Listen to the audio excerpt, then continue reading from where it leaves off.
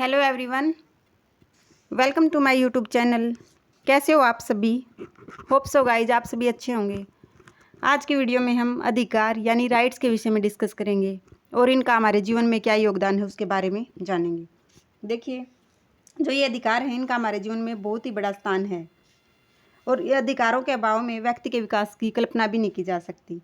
मानव के पूर्ण विकास के लिए स्वतंत्रता आवश्यक है तथा स्वतंत्रता का महत्व तभी है जब मनुष्य उसका उपयोग कर सकें। ठीक है, राज्य एवं समाज उसे मान्यता दे। जब स्वतंत्रता को राज्य की मान्यता मिल जाती है तो वह अधिकार बन जाती है।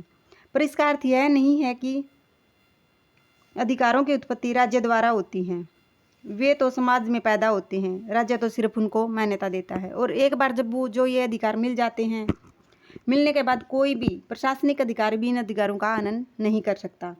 और ये अधिकार जब संविधान में शामिल कर लिए जाते हैं, जब तक संविधान में कोई संशोधन नहीं होता, न तो इनको घटाया जा सकता है और न ही इनको हटाया जा सकता है। ठीक है, अधिकारों का साधारण अर्थ उस स्वतंत्रता से है जो प्रत्येक व्यक्ति के पास थी और इसके कारण वह सभी कार्य करता था जिसे वह अपने अस्तित्व की बनाए रखने के लिए सबसे अच्छा समझता था। ठीक है, अभी आती है इसकी डेफिनेशंस। लोस्की के अनुसार अधिकार मानव जीवन की वे परिस्थितियां हैं जिनके बिना सामान्यतः कोई भी व्यक्ति अपना पूर्ण विकास नहीं कर सकता। ठीक है, एक है बैंथम के अनुसार अधिकार राज्य द्वारा मान्य दावे हैं। बार्कर के अनुसार अधिकार न्याय की उस सामान्य अवस्था का परिणाम है जिस पर राज्य और उसे कानून आधारित होते हैं, जिस पर राज्य और उसके जो कानून होते हैं वे आधारित रहते हैं। ठीक है, गार्नर के अनुसार अधिकार वे शक्तियां हैं जो नैतिक प्राणी होने के नाते मनुष्य के कार्यों की पूर्ति के लिए आवश्यक हैं। वाइल्ड क्या बोलते हैं अधिकारों के बारे में? कुछ विशेष कार्यों को करने की स्वतंत्रता ही विवेकपूर्ण मांग और अधिकार कहते हैं।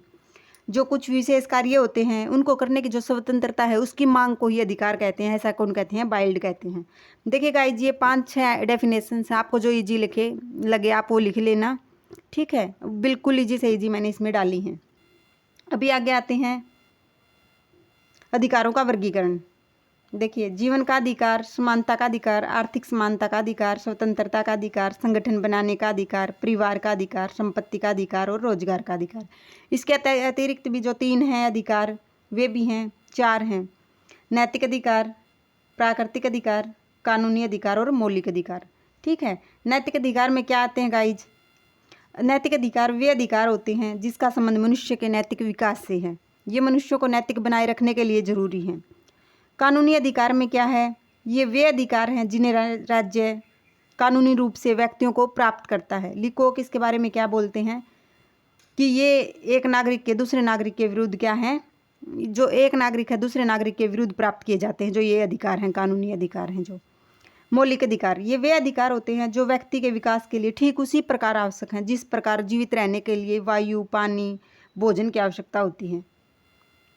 प्राकृतिक अधिकार, ये वे अधिकार होते हैं जो प्राकृतिक अवस्था में मनुष्य को प्राप्त होते हैं। ठीक है, अभी पीछे हमने जो पढ़े थे उनके बारे में भी थोड़ा सा देख लेते हैं। जैसे समानता का अधिकार है, जीवन का अधिकार है। देखिए, जीवन के अधिकार में इसके अंतर्गत क्या है?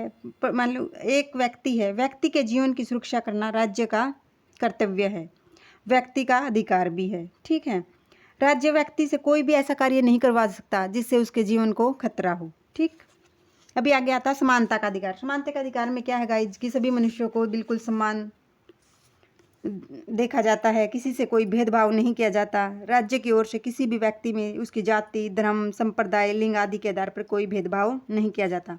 संपत्ति का अधिकार, संपत्ति के अधिकार में देखिए गाइज क्या है, जो ये संपत्ति का अधिकार है इसके अंतर्गत, एक सेकंड रुकिएगा, जो ये संपत्ति का अधिकार है इसके अंतर्गत क्या है कि अरस्तु का कहना है कि संपत्ति वह साधन है जिसमें व्यक्ति न केवल अपनी आवश्यकताओं की पूर्ति करता है बल्कि वह व्यक्ति सभ्य और सुसंस्कृत भी बनाती है। ठीक है, रूसो का विचार है कि उनकी एक डेफिनेशंस है, उनका कहना है कि कोई भी व्यक्ति इतना अमीर नहीं होना चाहिए कि दूसरे व्यक्ति को खरीद सके और कोई इतना गरीब नहीं होना चाहिए कि उसको अपने आप को बेचने के लिए मजबूर होना पड़े। ठीक है, परिवार का अधिकार, इसके अंतर्गत क्या है, व्यक्ति को नागरिक बनाने के लिए परिवार का अधिकार आवश्यक है। परिवार वह संस्था है जो राज्य के निर्माण और विकास का आधार है।